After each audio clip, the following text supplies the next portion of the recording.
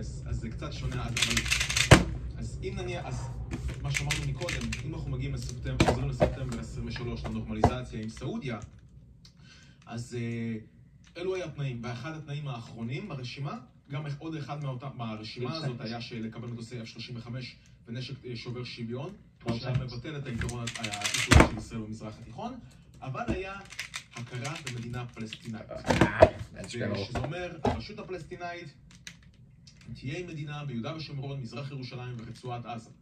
ואז אנחנו נסכים להכיר בישראל.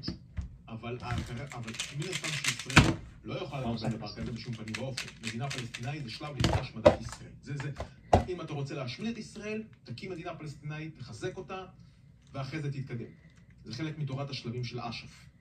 אז אי אפשר לקבל את זה. מה הייתה השאלה הבאה?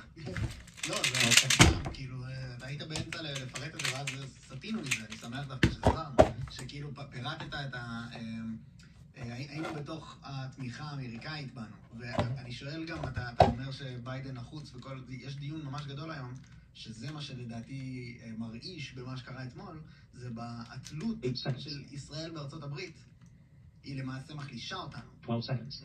האם אתה חושב שזה נכון? האם אפשר להסתדר פה בלי ארצות הברית, או שאנחנו באמת מדינה בחסות ארצות הברית? ואנחנו עדיין מדינה בחסות ארצות הברית. קודם כל, לא זה להסתדר בלי ארצות